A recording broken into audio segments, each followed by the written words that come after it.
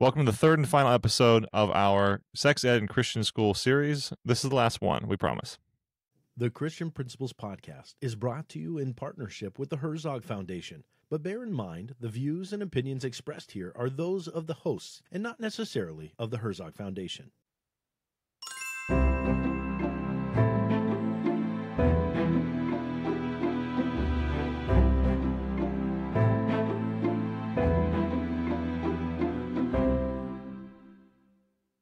Welcome to the Christian Principles Podcast. I'm Matt George. And I'm Mark Zockoll, and you'll never know this unless we just keep it all in there, but that intro took us several tries. Some were quite embarrassing. But yeah, I'm still wiping water from my eyes. We are on the third part of this Sex Education and Christian School series. In the first part, we set the table and we begged you to stick around and listen to us. In the second part, we further set the table with some reasons why, some reasons why not. And in both and here, we fully affirm that various Christian schools will have various methods of dealing with this. We're starting the conversation as we would have appreciated others starting it with us as young Christian school administrators. So before we get to the actual conversation, let's go ahead and hear from the Herzog Foundation, our partner in this venture, and one we are so grateful for. Are you ready to take your school's mission to the next level? This summer, the Herzog Foundation Institute invites Christian school administrators like you to join the transformative workshops designed to equip, inspire, and empower you for the coming school year. Why should you attend? Learn from top Christian education leaders, network with passionate peers from across the nation, gain practical strategies to strengthen your school's impact. Workshop locations vary throughout the year, but this summer and specifically in the month of July, you can find workshops in Dallas, Texas, Nashville, Tennessee, Kansas City, Missouri. Spots are limited and filling fast. Visit herzogfoundation.com/institute to view workshop details and secure your seat today. Remember, it's free. Just get yourself there. Don't miss this opportunity to renew your vision, sharpen your skills, and lead your school with confidence. The future of Christian education starts with you. Sign up for a Herzog Foundation Institute summer workshop now. Okay, so if we're thinking about the first episode, Matt, what sticks out to you as what you remember from that first episode, though our listeners will only have this a couple days from it? Yeah. It's one of the beauty, like the magical things of podcasting, right? Like for the listener, we just had these conversations for the past 2 days. For you and I, though, we thought it would be a great idea to spread this conversation out through like 2 weeks or something like that. In fact, if you're watching this on video, you'll notice I've been in 3 completely different locations for all 3 of these conversations.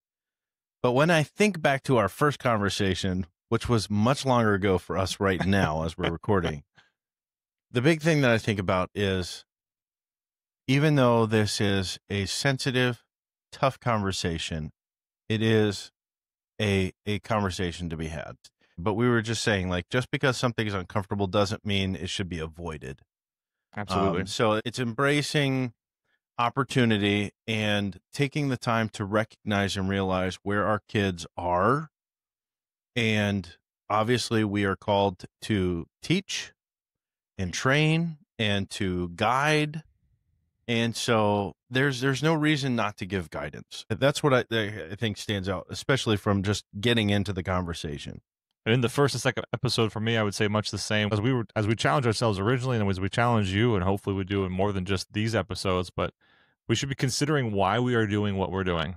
And it's not good enough to say because that's what we've always done. Unless that's a biblical reason, of course. We're not challenging biblical authority there, because in that case, yes, do it because it's always been done as it was written, as it should be.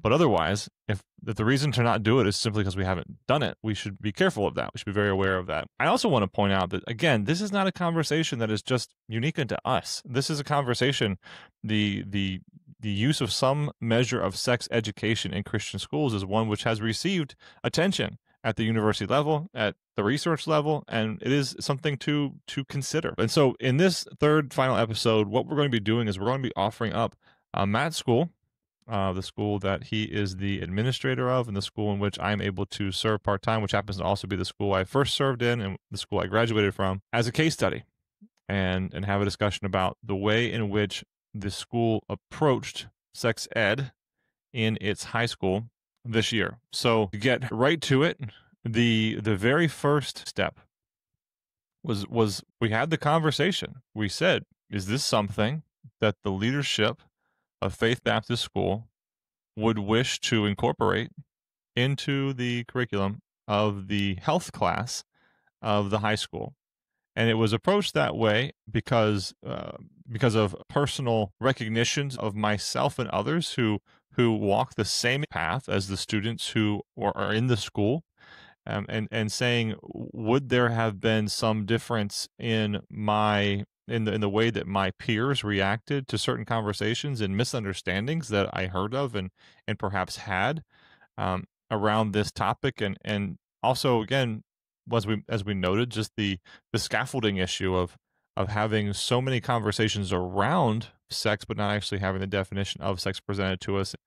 So for all of those things, it was brought up to the leadership that perhaps this is something that Faith Baptist School would want to consider. And I suppose at the same time, asking the question, is it something that was already being done? And Matt, to your knowledge, it wasn't, right? Right. Outside of, and I think I said this in the second episode, of like, there are chapters in biology and health where you're touching on the subject, but not taking a point blank attack at it. This year for our school, our theme was live his truth. And the purpose for that was, we're constantly hearing from culture, live your truth. And so because of that, you get the sayings, don't judge, I'm going to live this way, and it's fine. You should be okay with it. But there was a really interesting opportunity I had in high school where we had an elective course called family living and went through all kinds of, it was really very practical. I mean, all the way from budgeting to, placing, putting the place setting at a table, like even cooking a meal, but all kinds of stuff. But my pastor came in and did some, like, marriage counseling, which was, awkward in some ways. But I think that's as close as I got in high school to having a conversation about sex. And, and even then it didn't get very close to it. So, now when technology and information is at the fingertips of our students, I know they're talking about things. I know they're making innuendos, whether they are aware of what they mean or they're not, because they're parrots. So whatever's trending on TikTok or Instagram or whatever else, they're sharing all this stuff. And I know my secondary principal and I have said it several times. Are they aware of what they're talking about? Yeah. But we hadn't taken the time to say, are we purposefully having that conversation? And so that's where we got to this year. Yeah. And in these conversations, did the clinical definition of sex ever come about? Or were consequences of sexual acts discussed and biological matters surrounding sex discussed? Again, without that, I'll go back to it again, the scaffolding being present of the definition of sex. So a driving force for me, and one that I know I brought up in those conversations early on as I was challenged with this question in an alternative context, and hopefully we ask this question of ourselves often: should a graduating senior of Faith Baptist School be able to say honestly, because they'll say whatever they want. I mean, they'll say, I don't know what a noun is when they're in their senior year. Like, yeah, I know you know what a noun is. Don't be that way. But should they truthfully be able to say, I walked away from high school and I didn't know what sex was? I was never presented with a clear definition of what sex was. Yeah. Do we want that to be a sticking point? Not that we go around trying to find the sticking points and then plug them all, but still at the same time, like, do we want that to be able to be said? Is that it? And I think it's also important that I've heard graduates say things like, "Oh, I never learned about this, or I never talked about that," when I know I talked about it like every other week in a certain class or something. Like that being said, but that's where I think it's important to say, can they truthfully say, where if it's being said, we can't do anything but agree, yes, you would not have ever had that opportunity. That's, and we definitely don't want that when it is such a big life topic that they are going to be facing at some point. Again, I go back to some of the driving force behind this for me over, just the collection of years to this point, included conversations amongst peers who went and had, I don't want to say perverted conversations, because it was more just a conversation from a lack of understanding. But Yeah. that lack of understanding actually wound up affecting the generations behind them because it was passed down, or questions to Y- answers they had. And again, we're not saying, and please don't think that we're solely putting the creation of this seminar totally on the back of the issue of students coming away with misinformation. No, but it's a stick to add to the fire. It's another argument for why, Yeah. that students walking away from students not having the proper information at some point can be problematic. And I say that as a Really? conservative politic who Yeah. would Yeah. otherwise, in these in other situations, say, no, I don't want you making students aware of various things Sure. that students should, they should be pure of that in their minds. Even as graduating students, I would say they should still be pure of that in their minds. So I hear, and I feel eyes on me. I feel the thoughts and the comments coming back.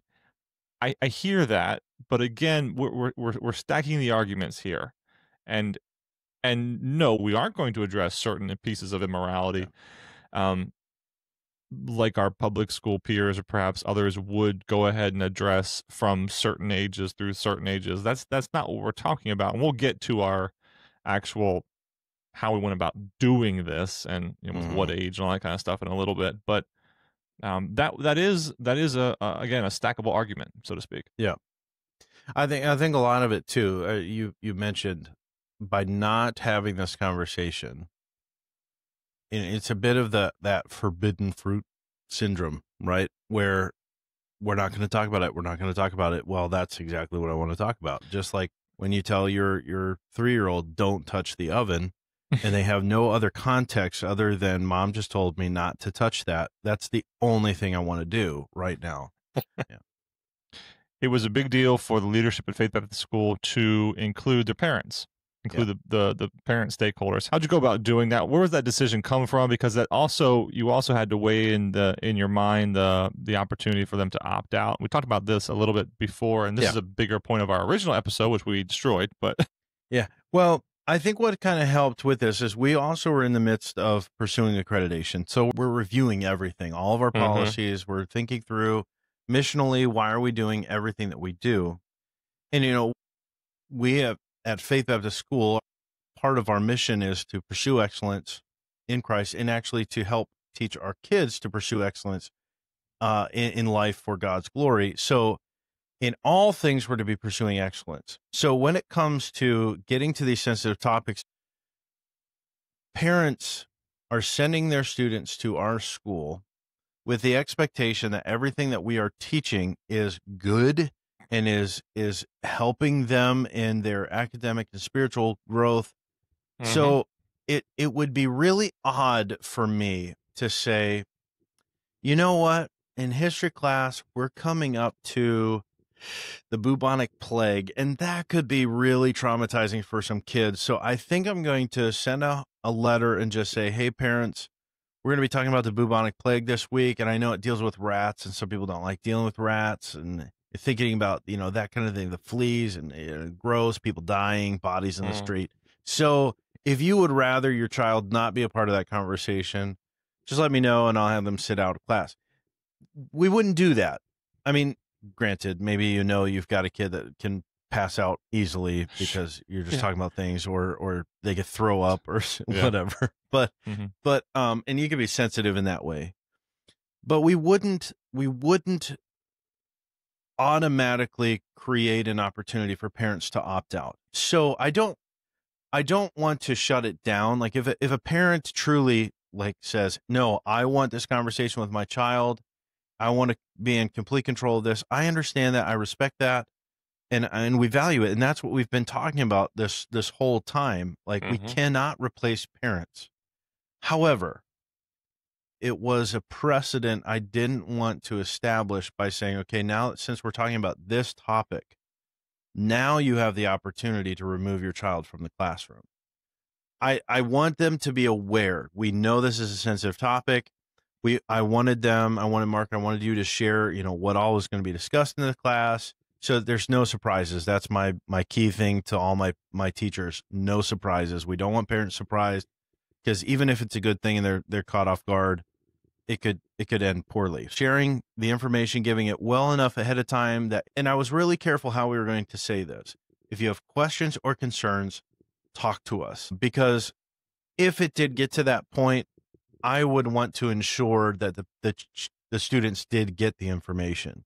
So I'd be having Mark send home the slideshow and the notes to the parent, maybe even before the class happens, so that they can sign off and said, yes, we went through all of this with our child, so that they had the information and it wasn't going to be misinformation from the students, because they missed the class. So it wasn't as if we were not going to let people opt out, but I wanted to communicate it that, it's a conversation we feel ought to happen, and we want to give parents a chance to know about it and respond if they wanted more clarity. Sure. I know the secondary principal, she handed out the letter personally. It wasn't that large of a class, so she was able to hand deliver those to the parents.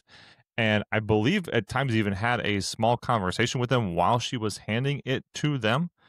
And she overwhelmingly walked away with a sense of thanks. Yep. Oh, well, yeah, of course you would, right? We would expect that you would. In fact, she only reported that there was one question, and what was passed out, as Matt noted, was a rather comprehensive understanding of what was going to be covered. So it was a structured conversation that we could then duplicate year over year, and the major notes from the slide sections were what were sent home. And actually, when it came to contraception, there was a question that was raised about, do we want to introduce the students to any kind of contraception outside of abstinence, because then they may think of it as some sort of an opportunity. Absolutely. And Dr. Juris went about having the conversation with the parent in a reassuring manner, listening to the parent, reporting that question, and then following up, wanting to make sure that, okay, well, what are we saying? There was a good give and take, but again, it wasn't I'm going to pull my student, or it wasn't I don't want them to hear this. It was, well, how are we dealing with this specific subject matter in that larger discussion? So that was really the sole one, at least the ones who spoke up anyway. But again, having those hand out one by one letters and whatnot, it was a fairly useful review of what the parents were or were not going to say. If parents don't appreciate you're in a way going out of your way to communicate with them. I mean, we're not going out of our way, because that's what we should be doing all the time anyway, is communicating what's coming up in the week, or, here's something else that's going on. But especially when we know that this is something that's going to affect home life, it's definitely something parents should be aware of. Like they should, in theory, always appreciate that. And in my experience, the times where it's not appreciated, when it's last minute, parents aren't given an opportunity to have any say whatsoever. So, there's going to be those kind of things that, or even after the fact, would also be another one. So as long as you're communication is so important. So, yeah. Absolutely. So what did it look like at the school? And I suppose you could have waited for 2.5 episodes to get to this point. So we'll try to be clear as to exactly what went down. First of all, we should begin with, we did not have this conversation with kindergarten students. which would Right. make us different than perhaps what some of you may have been thinking about sex education in Christian schools. Because perhaps as you came up through the system you came up through, or you were a part of a system, or you heard about a certain system, or as was noted in the preparation I did for that health class, but also for this series. If you look up the state of Oregon right now, you look up the state of Maryland, where we are, you will find hopefully what is surprising objectives for health classes that go very low in the age of students, so to speak. This by no means was our intent. If we lost any listeners who just thought of sex ed as they thought of sex ed versus what we are now defining it as, I would understand that getting to this point it was necessary, but we were not looking at sex education anywhere below the high school. Right. Now, Not below it. It was incorporated into a health class. Now, we're going to talk about what we could do differently in the future, and this might come up again, but it was incorporated into a health class as opposed to being incorporated into a Bible class or a biology class. And one of the reasons for that was because even in, and I'll name the curriculum, even in the Abeka curriculum that was being used for this health class, which began in chapter 1 with sperm meeting egg. Because the first chapter began with the life cycle, we didn't begin immediately with this day discussion. I'm going to call it a seminar from here on out, which kind of clues you in on how we handled this overall. Yeah. This seminar did not occur in the first week of the health class. This seminar occurred much further into the semester, when we were in infectious diseases and speaking of sexually transmitted diseases, when that was brought up in that book. So again, even by this, what would be estimated to be a rather conservative publication, even here, there is an understanding of some a priori knowledge of what would lead to an STD and the life cycle and where life begins and so on and so forth. So we chose to do it in the health class. So it could very well be that others choose to do it Bible, but for the purposes of the school this past season, it was in the high school health class. But yeah, a Bible teacher is not necessarily going to be the one to say, well, trust me, I'm the professional. Like, we obviously want to teach the biblical stance, number one, priority number one. But we also want them to understand and trust that what they are being told physically, about all of every detail of it is, it's proven, it's true, it's good for you physically, or it's not good for you physically. Mm-hmm. And you can take it not just as, well, that's my teacher's opinion. Like, that is truth. And picking the teacher to do that, it should not go without much thought. Now, this is the pot calling the kettle black to some extent, because I was the one who was doing this, and I'm not saying that I was the one who had the best handle on this. Therefore, we knew early on that I was going to ask my wife to join me in this discussion, and my wife is a nurse practitioner. If you haven't checked out her page, Living Well A to Z, she is a nurse practitioner. She is a primary care physician. She has several thousand patients, and she covers, of course, all sorts of issues with said patients. But one of the main attractions to having her in there for me, as the teacher who prior to that point had been dealing with the life cycle and the menstrual cycle and our bodies and our changing. I mean, you're talking to high schoolers about puberty and our changing bodies, right? Like, we already have established some amount of Dr. Zockoll's going to be saying things that may embarrass us. But in this conversation, we wanted to go past that, and specifically something that walking away I was very thankful for was that, though when it came time to actually read off the definition of what sex was, even though I was the one who did that, the follow-up conversations, the other pieces of sex that were discussed, Andrea was the one who took on. And we walked away saying, I'm very thankful that Andrea was there having those conversations, because certain words, certain terminology, even very practiced science teachers and biology teachers and even health teachers in your school, think about the one who teaches those items in your school, they may not be comfortable utilizing the language that is utilized to have these conversations. I can even imagine stumbling over some of the terms, which would bring, of course, even a little bit more of a level of anxiousness with the students, or Mhm. if they were on the verge of laughing anyway, laughing at that point. I was very thankful that when it came to a discussion of the different things that were covered in the rest of the time, she went through them with eyes on the students, utilizing the language as though it was just one of her regular encounters, Mhm. appropriately, of course. And that had a value that I didn't recognize until afterwards, and thinking, if I had tried to do this myself, I would have fumbled over some of those and just increased what may have been an anxious situation, or may have been a um, awkward situation to some extent. Whereas for her, it wasn't. And even things, a student asked a question at the end talking about getting AIDS from a toilet seat. And again, when I say the other things we talked about concerning sex, when we covered STDs as a part of it, she was able to. We didn't use pictures. I know it's a scare tactic from other things that Matt said he saw movies, or just heard from other people about what might have been included in other sex education classes.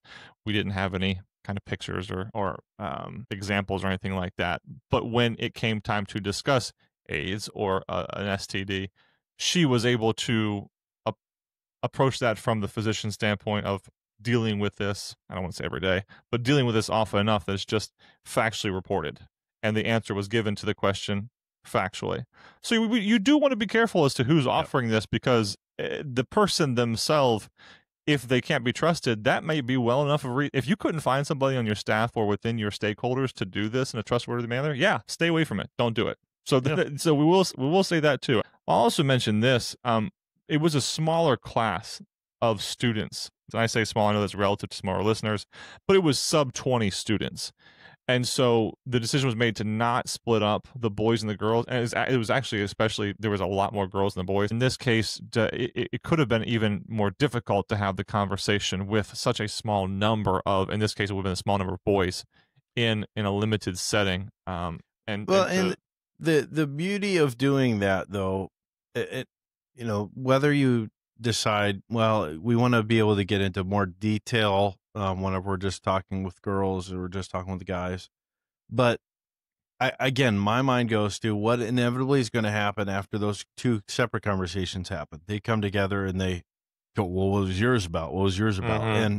And that's where you're setting it up for perhaps some misinformation being spread around. Whereas when they're all in that same classroom, there's not going to be well, that's not what was said. This was what was said, as much. Granted, there still could be, um, but that is kind of the nice thing of having that co-ed situation where everybody's hearing the same information. It's pretty much cut and dry, start time, end time. Sure, there may be discussions afterwards, but it's not going to be, well, what was said. Exactly. Speaking about what was said, this is what was actually discussed. The entire seminar was entitled God's Plan for Sex. It was kept within the confines of a usual class time. It was not something that was split up throughout the year. It was not something that was revisited over and over and over again. It was dealt with as what would have been a lesson of the book, so to speak. So God's Plan for Sex, we began with sexuality is designed for covenant marriage. Covenant commitment, which is marriage. Sexual purity is a call for holiness. Sexuality reflects a deeper spiritual reality. So we began with biblical principles.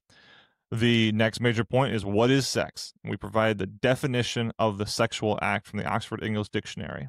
Moved on to sexually transmitted diseases and infections. And again, this is where Andrea came up and she walked through some of those diseases and infections. She pulled up some CDC statistics about them, risk factors. And again, having her discuss risk factors, behavioral risk factors, biological risk factors, it came off, as Matt was talking about, as someone who was trustworthy in the discussion. And that made a big difference. I appreciated that more than I realized I was going to appreciate that.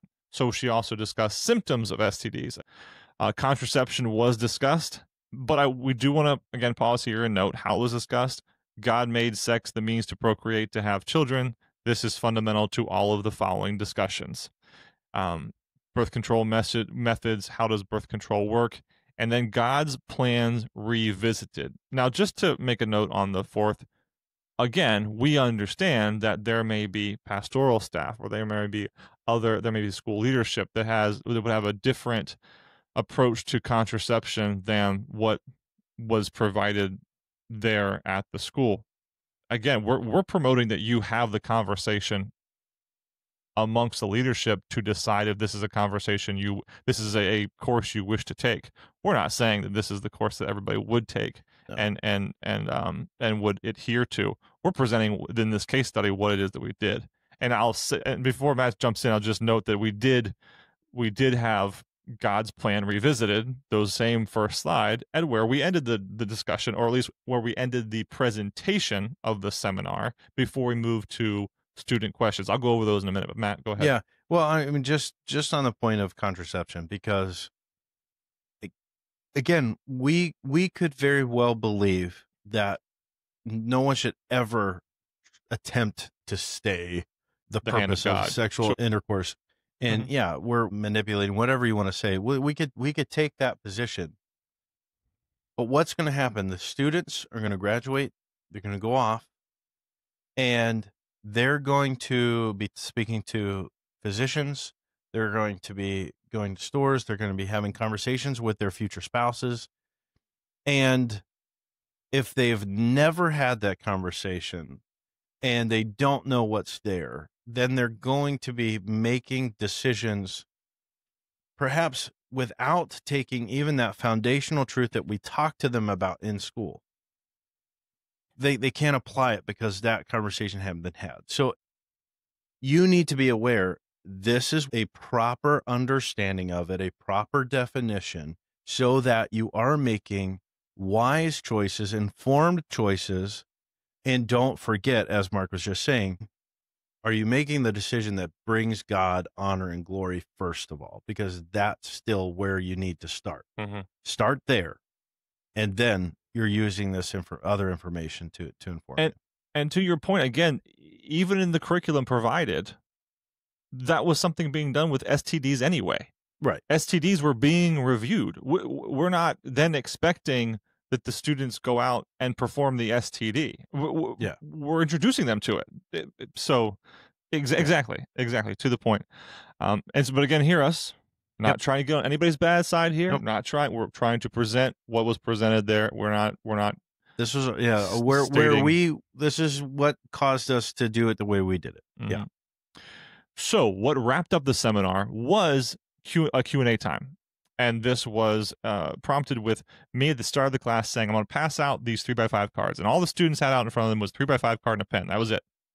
And we said to them at the end of the time of delivery of the unit, so to speak, of the instruction, I will be collecting all of these sheets of paper. Doesn't matter if they're written on or not. I'm going to take them all up. And if there's a question on them, Dr. Zockoll and I, the other Dr. Zockoll and I, will be reviewing these questions. And if we deem them appropriate to read off to you and to respond to, we will do so. Of course, allowing ourselves the opportunity to make sure that everybody who wanted to ask a question, and they were anonymous. We said, do not put your names on them. We only would want to see a question. That's all you had. If you wanted to ask a question, just a question. So we were able to make sure that they were anonymous by collecting all of them, shuffling them, and looking through them. We were able to filter them. Not that actually none of them, and surprise, surprise, for those who might be concerned with this, none of them were inappropriate. Most of them were just blank. None of the questions were inappropriate.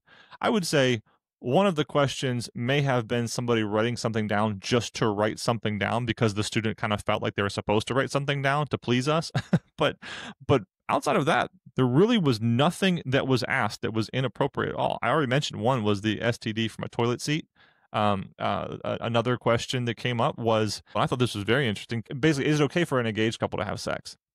And what had just been said, it was almost as though they wrote that question before we came well, I don't know, because we said the same thing we said in the first slide, that sex outside the confines of marriage, of course, is not God's plan, period, end of story. And so whenever it was they missed that in the first slide, or the first time it was gone through, it was again, nailed in the second time in the back end. So it gave us a third opportunity to say it, that no, there is no time at which the sexual act is appropriate outside of marriage. So that was another one of the questions that came up. And again, maybe worst case scenario, that was some kid just trying to get a rise out of us. Yeah, Some right. kid just trying to get us to answer something.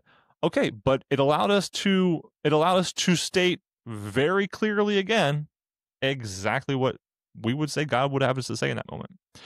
So if there was anything, I should also say there was a visit by Dr. Juris into the classroom. So if I was thinking about the Yeah. environment, Dr. Juris made sure that there was no other class that would be interrupting us during that time. That the doors were shut, so that not because we didn't want, well, in part because we didn't want some of the terminology going outside the doors, but also because we just wanted to keep it private in that situation. So there was a further step than just any sort of usual class would have in making sure that that was a good place for instruction. Yeah. She also presented a third adult in the room, so it wasn't just me, and it wasn't just my wife and I. There was a third adult in the room to further offer any sort of support to the parents who would want to ask questions, or knowing that there could be questions to come up later on. There was a third adult in the room who was able to hear, and she was there for 3/4 of the time. She came in and out of her own classroom. So, And I think that's extremely valuable when you have a non-instructor being in there, just to be that extra witness, so that, let's just again go down the road of worst case scenario. All the kids band together and say, no matter what is said in this class, we're going to make it look like this was just absolutely terrible, and they want us to all go out and do immoral things. mhm. And so having that third adult, or even a parent like that, like we if parents wanted to be in that classroom, they were welcome Absolutely. to. Nobody Absolutely. took us up on that, but even having a parent in there would also be valuable, because you have that when something is brought up, and or something's being questioned, you can go to that third person and say, was this said, was Mhm. this done, and they can affirm or whatever. Absolutely. As far as what transpired after that, really not a lot of anything, to be honest. There was a meeting I had with Dr. Juris to make sure that she had no questions for me, that she felt what was she heard was appropriate, and she affirmed that it was, and that it was a useful time spent. I think later on she did hear back from a parent who said that there was a student who came home with a question that was quite obviously a misunderstanding of what was said. So again, not perfect, Yeah, but yeah. it started a conversation, and she was able to weigh in on that conversation, which was great. Yes, it was definitely one of those telephone type things. Their child heard it from another child who heard it from another child, that was in the class, and we, even to say, like, perhaps the statement made was a facetious one or something to that effect, that then got, just spirals out of control. But, you know, when brought to our attention, when the immediate response is, well, that's not what I heard, or that's not what they said was said, like, Dr. Juris could easily say, I was there. Mhm, I heard it. This is definitely what was said. mhm. So that was the end of it. Sure. And I don't want to leave it on that one parent's one question cast a pall over all the rest, No. because actually one of the families that Andrea and I know well, church attendees with us, reached out to us with Thanksgiving, reached out to us and said, thank you so much. I really appreciate you, Dr. Zockoll, Andrea, taking the time to come in and to provide your knowledge with the students. That's useful. But also, very pointedly, thank you for having not difficult, but thank you for having what could be an awkward discussion with them, because that shows to me that you care about them. So Yep. that was their response. And, others were quiet, but there weren't pitchforks and torches at midnight. Yeah, even that one that we brought up, which, in this case was our worst case scenario, but it also wasn't you never should have had this conversation. It Mhm. was, hey, this could be concerning if it's true, and I want to make sure it's not, which it wasn't. Sure. So Mhm. it was fine. Matt, I brought up a couple of these already, but walking away, would you have done anything differently? I will say one thing to be really careful about is don't create the situation based on the current population, the current enrollment. Try to find a thing that, is kind of regardless of personalities. Like you want to create that policy of this is something that we can do consistently. We can be consistent Yes. in this way. And if you're saying, oh, we have that one family that likes to talk or whatever, so maybe we should do it a little differently. You're potentially only creating more problems than you are solving them. So be consistent no matter what you do. And when we decided to do it this way, this was something that I felt no matter what our situation is, what our settings are, this is going to be able to be done. And granted, maybe Mark and Andrea aren't necessarily going to be the ones, but we live in a community, our church and school, we have so many medical professionals at our beck and call. So, if it's not going to be them, we are going to have a medical professional make sure that they are there to discuss these things. I think that's valuable, and communicating with the parents the way we did, I wouldn't change that. It's just there really isn't, and I don't want to say that it's because we're so perfect and we did it amazing, but Such a great I job. can't think It of was the a best. way, at least right now, unless our listeners start pouring in all the information. It's like, oh no, there's way better ways of doing this. Mhm. I for our setting, for our school, and everything that we do, this fits us to a T. It fits our mission. It fits what we are trying to accomplish. It's a purposeful move that gives us opportunity to have that conversation with our students that by and large they appreciate. They are very thankful that we are willing to have these conversations with them. I would note that perhaps with larger classes, the splitting up of the boys and the girls could be a step taken. Would there have been a larger class? Would that have been a desire? It wasn't a desire, and it wasn't a maturity issue for us to consider that to be necessary. In fact, it was rather appreciated. It was appreciated from leadership. They stayed together for this, Yeah.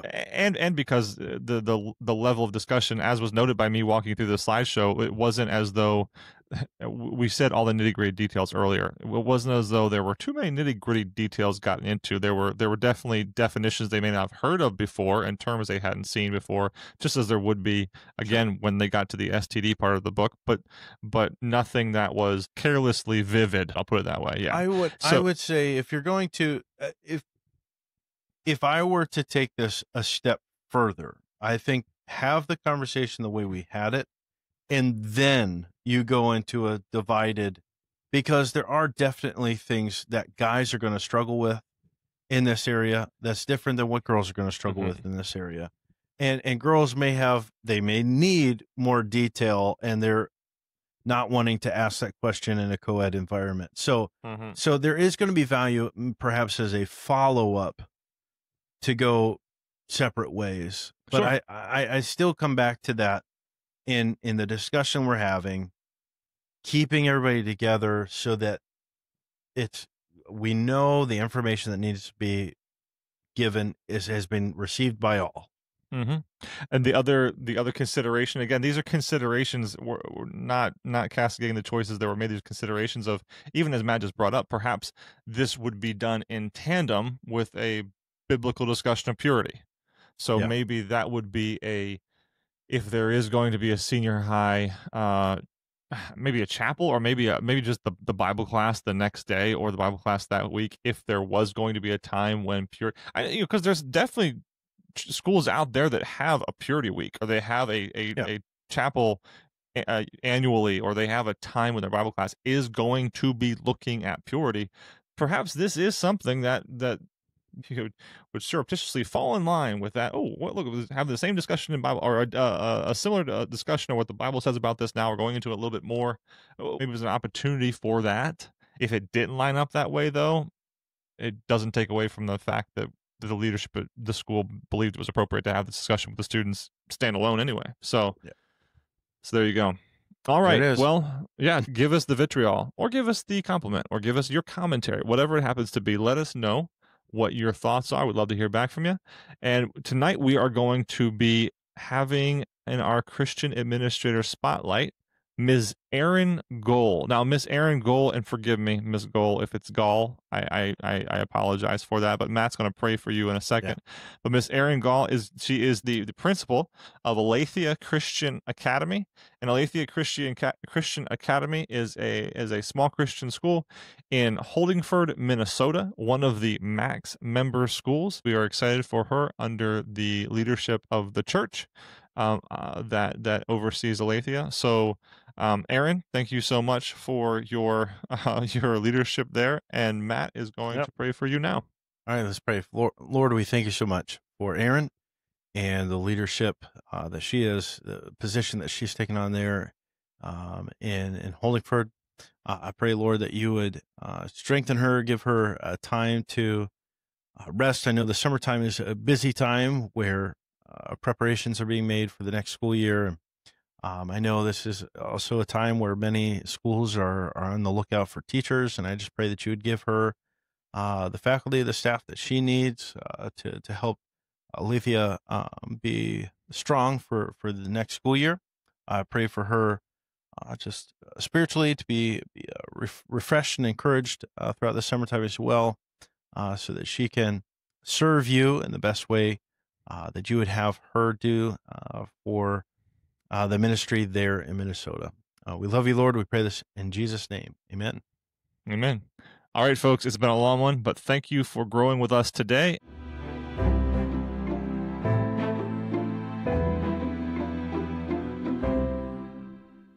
Before you go, please be sure to hit that follow button on Apple Podcasts or Spotify. Also, on Spotify, be sure to tap the star icon near the top and select the number of stars you'd like to give us. We'd be so grateful for 5. On Apple Podcasts, scroll down to the ratings and review section and then tap write a review to share your thoughts of the podcast. Thank you. This is the third and final episode of our sexual education. Don't like saying sexual. That's not...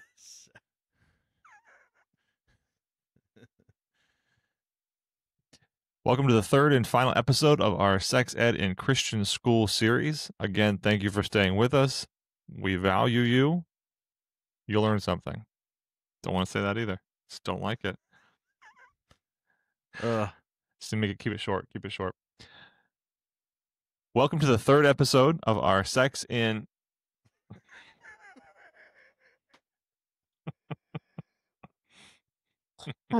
There's a reason we don't do this too late at night. We used to. It's so much fun. We probably have more fun. Welcome to the third episode of our Sex Ed in Christian Schools series. This is the last one, folks. Hope you've learned something so far. I still don't like that last part. That is horrible. It's just our last. Welcome to the third and final episode of our Sex Ed in Christian Schools series. There's got to be one more thing to say. Last time we promised. That's good. That's good. Let's go.